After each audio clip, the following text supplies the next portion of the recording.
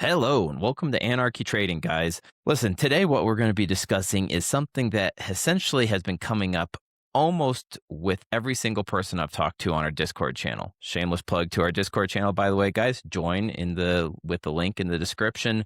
We've got a great group in there, and if you want to talk about trading without having to have people talk about how much money they're making and all of this and trying to sell you courses, come and join us. Great. But hey, when you join the Discord channel, we ask that everyone introduce themselves, kind of say one of the challenges that they're looking to overcome or things like that, or be accountable for. And without exception, pretty much every single person who come in, at least one of the things they're looking to work on is overtrading.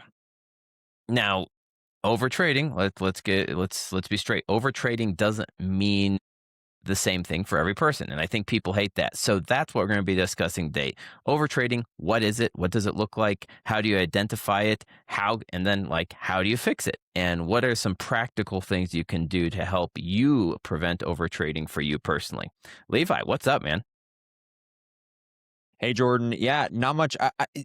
Overtrading is one of those things that we've talked about this before, but we wanted to kind of get into the weeds on it a little bit deeper because, like you said, it's been coming up a lot recently, and so we wanted to really kind of do a deep dive. It's a big one, and so hopefully this will be really, really useful for some people. Now, I think the first thing to mention when we're talking about overtrading is to first explain what overtrading is not.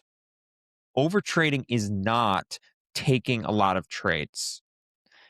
Now, that might sound a little bit odd, but it's not just taking a lot of trades. In fact, you and I are very big fans of taking more trades. We Got to get both those reps trade in. on That's right. We both trade on the 15-second, the 1 minute candles. I mean, we trade, we're fairly high frequency traders. We have long held, our fairly a somewhat unique belief in the day trading world, but that day trading takes a bunch of feel, right? It's not just a cookbook type, recipe type task that you can just learn, A plus B equals C and learn the recipe and day trade. It takes a lot of feel, it takes a lot of experience. And so the best way to do that is to trade. And that's why we actually encourage people to trade on lower time frames and get a bit more reps in. So we are fans of more trades. In fact, what day trading is not is taking a lot of trades. I mean, sorry, what overtrading is not is taking a lot of trades. This is going to be a problem. What overtrading is taking too many trades for your system, stretching the boundaries of your trading, uh, I guess rules, what you're looking for. And so 5 trades, for example, might be right in the ballpark for somebody who's trading kind of high frequency trades. 5 trades might be far too many for somebody who's kind of typically might be looking at their system. Their setup only pops up once or twice a day. If your look only shows up once a day and you're taking 5 trades, now that's far too many. So like you said, you mentioned this right out of the gun. Overtrading it changes depending on the person.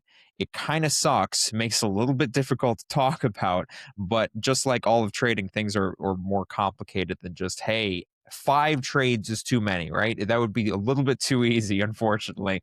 But yeah, overtrading is taking too many trades for you. It's stretching your look and taking trades that aren't A plus, and that's what we're saying a bunch in the Discord, and that's what hey, you and I both struggle with this. This is a very common thing, and so yeah, that's why this is a really, really huge topic and important to talk about. Yeah, and people kind of get frustrated with us, Levi. Like I had a guy a few weeks ago really trying to pin me down. I was like, "Well, what's your criteria for entering? How do you enter? How do you know when to enter? How long? What's the exact level?" I was like, "Listen, man, it's not that cut and dry. Like, unfortunately, we can't tell you, hey, this is the number. Don't trade more than this, because, as you said, it's very personal when it comes to your system and how you trade.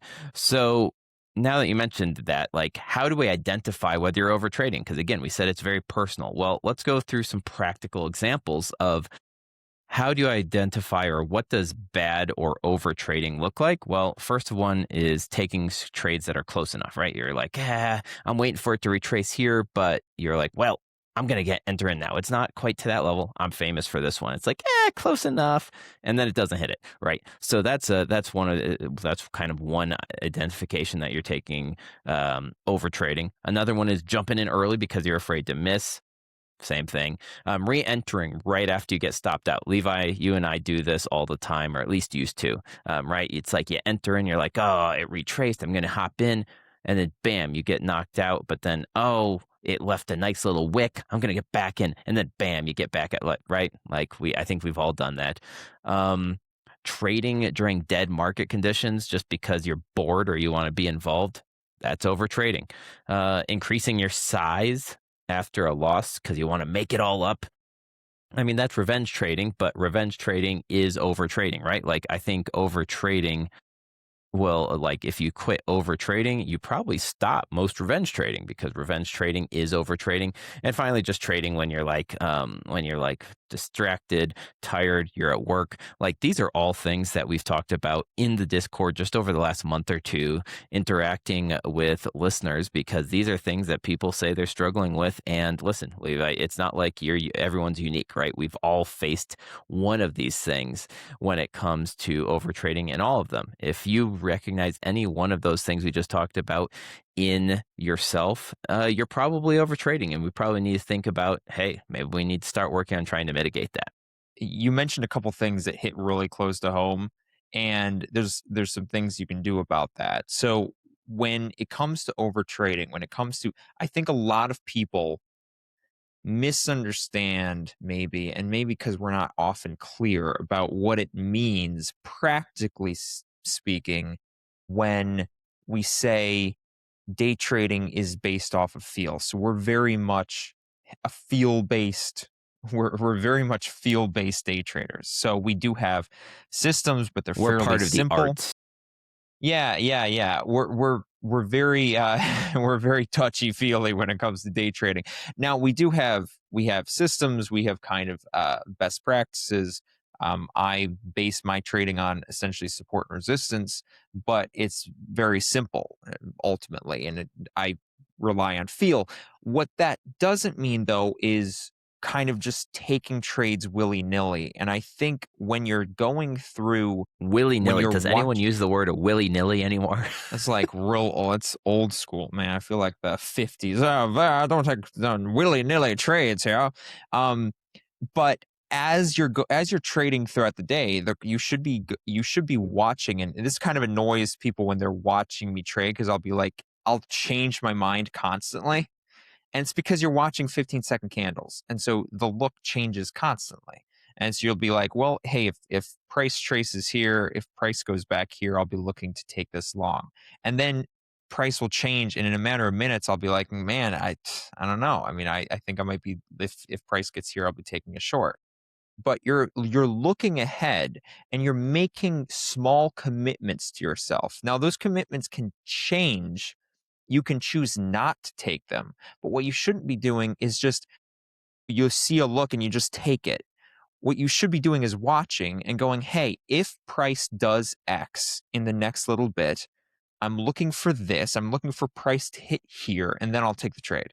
Okay, if price does this in the next few minutes, I'll be taking a trade. Okay, if price waits X amount of time before it hits this point, I'll be you're making these small commitments to yourself, and then as price does or does not hit those, you can take the trade. And this allows you to, by the way, gauge whether you're over trading. Because if you're like Jordan, what you said, taking trades before it reaches that point that you made that kind of little commitment to yourself, hey, I'm waiting for price to reach this support, this support line. If you're taking trades before it reaches that point, now you know you're over trading, right?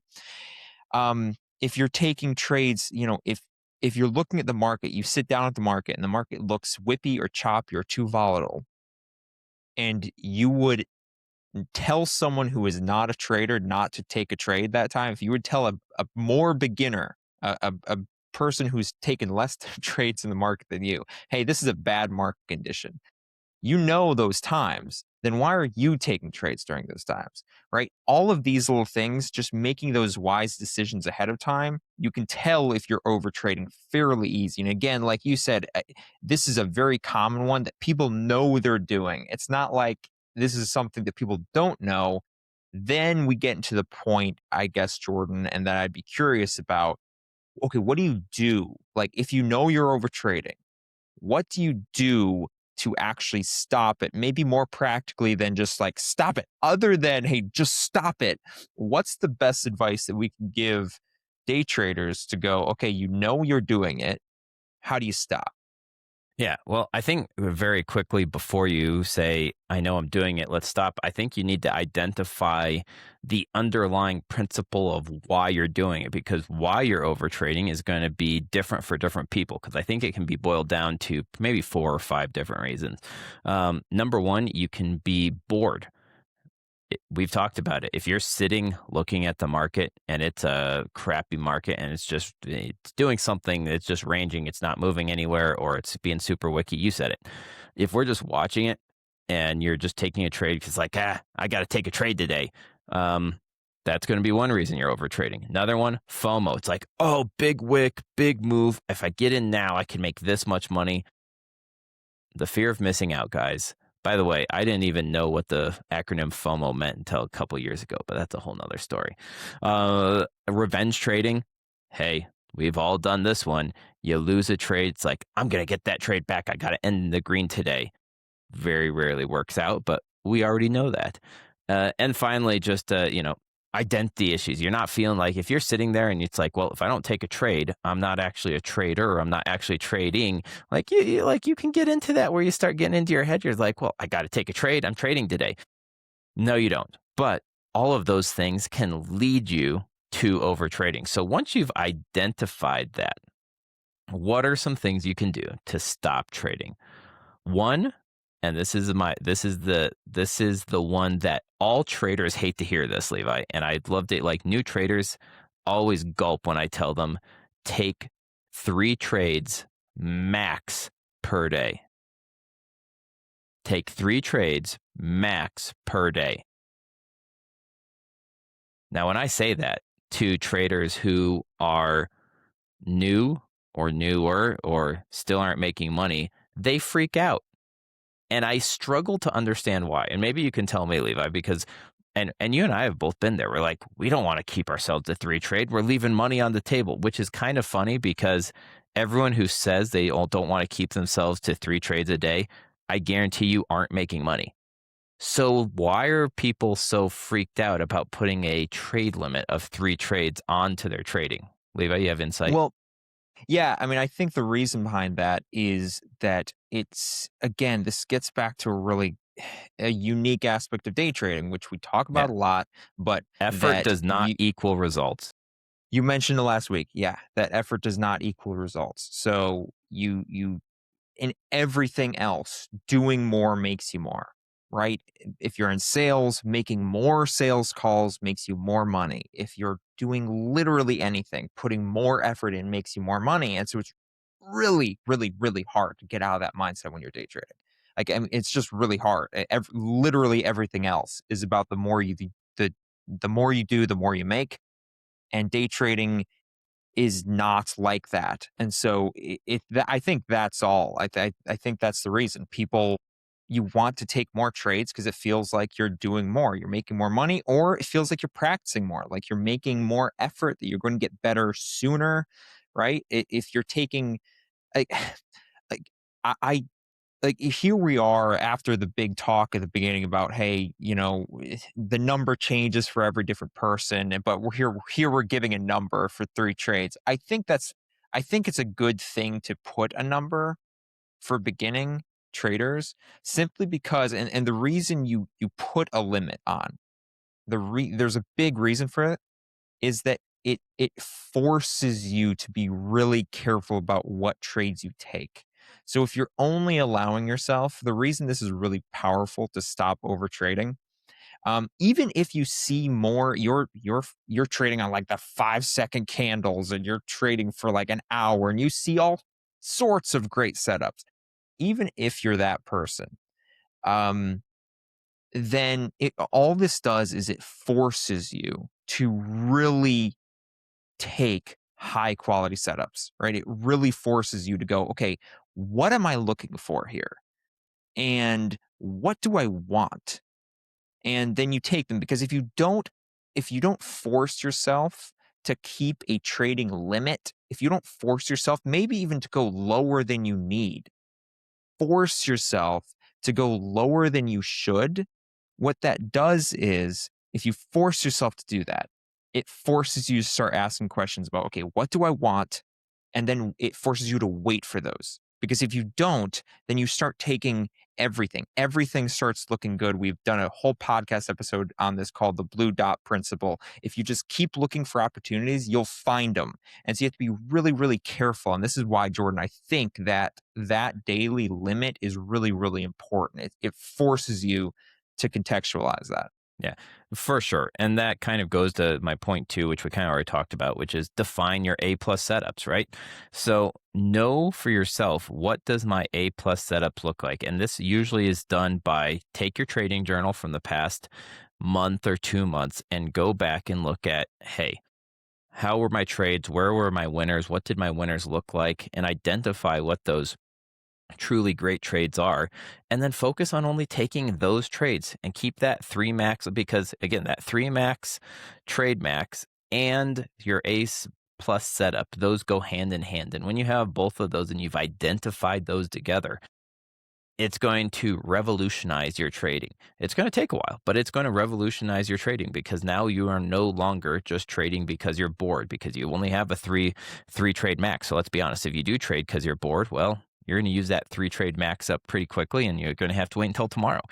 So it's a great tool to kind of force yourself to really look at the markets in a deeper way and identify those A plus setups. But again, you're going to have to know your A plus setups. So go to your trading journal, identify what those look like. I have people that I coach that I say, hey, let's take a screenshot of this A plus setup.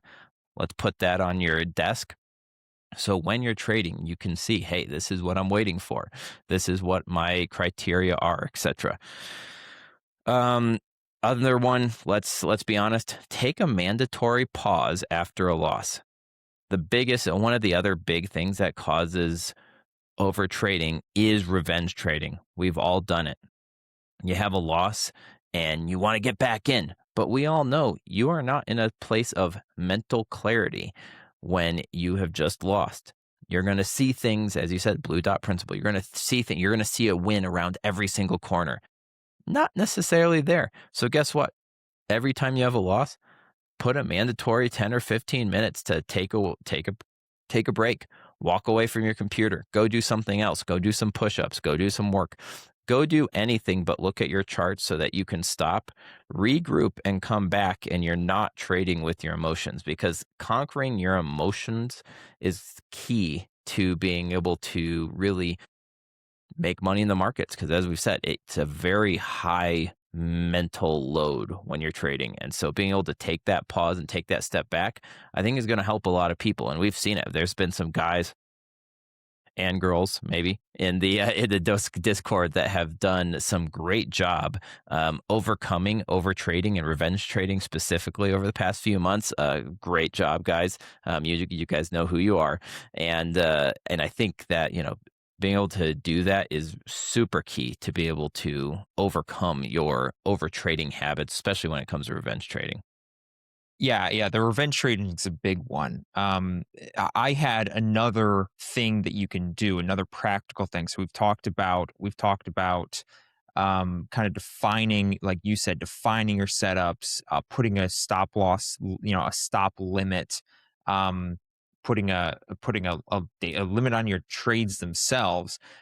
Another thing that some people do, just kind of my final point on this, is if you're taking trades that take a little bit longer to set up, like you're trading on maybe longer candles, even shorter candles, you can do this if you do it quickly, is to put maybe some of your journaling on the front end and and just write down, hey, why are you taking this trade, right?